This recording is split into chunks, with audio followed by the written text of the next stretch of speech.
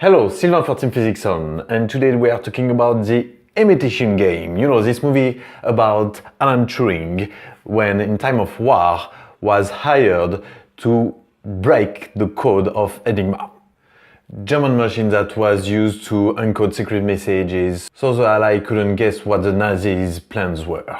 Whatever. Okay, not whatever, but today that's not what I'm interested in. The part of the movie that got me interested this time is actually maybe the part that is not exactly accurate. But in movies, it looks great when the scientific character is a big geek and is totally not social. It plays well, it's funny, and everybody can laugh at weird situations.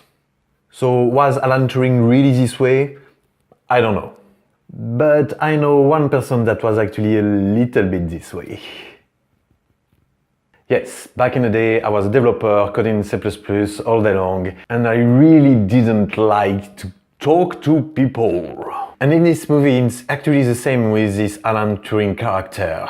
He's really not eager to talk to anybody. It's just a waste of time.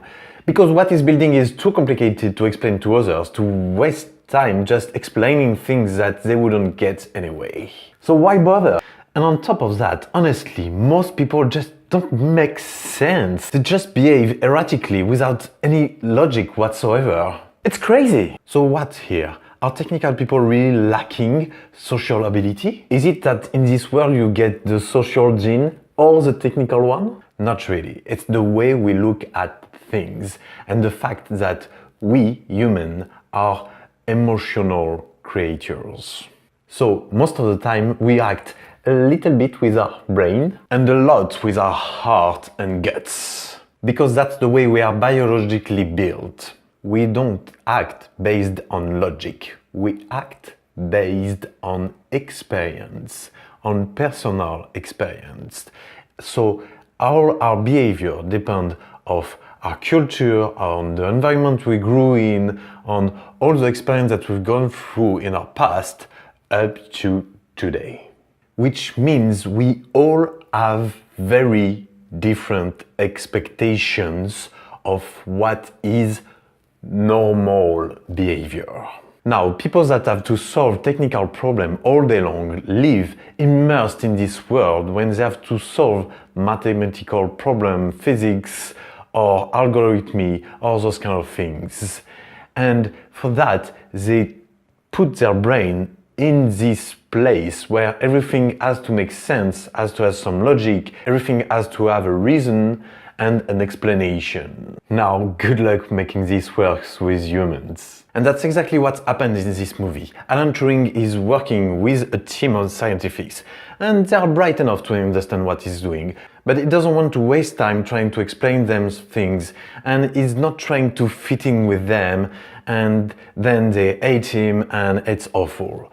But at this point, there's also this woman that joined the team and that is able to understand both point of views because she's very smart, very intelligent and gets all the logics that Alan Turing is in, but she also gets that the team is right and that Turing is acting completely out of normal social bond. So naturally, she does what any smart people would do. She's unlocking the situation by both making Turing realize that his full hard logic on people behavior is actually not logic at all because he's not getting any results and it's just crazy to continue this way. And also by getting the team to realize that Turing is not actually trying to insult them. It's just the way he is. He's not thinking through all of that. He just weirdly doesn't care about what people think, but again, not to say that he doesn't care about them, but just that he doesn't care about the image that he's giving to others. And that's what makes him socially awkward. That's actually an interesting point. Most of the time we tend to like people that are comfortable enough to share their weaknesses. Somehow it makes them acceptable to us. I guess suddenly there's no point to compare who's the strongest, or how we could be different, or how similar we are in fact. Because really, we are all a little bit like that. We all have this weird mind where we want everybody else to make sense and to have a logical attitude when we don't care if we have a logical attitude or not. And we just like to act the way it pleased us without to have to justify ourselves. Good luck finding the logic here. So it is. Unlocking communication is not this hard. It just takes patience and understanding and getting into other people's logic world and trying to make different worlds meet. It takes efforts and it's really tiring, but it's worth it. Because without proper communication in our project, everybody would be just doing random things and we wouldn't go very far with that mindset.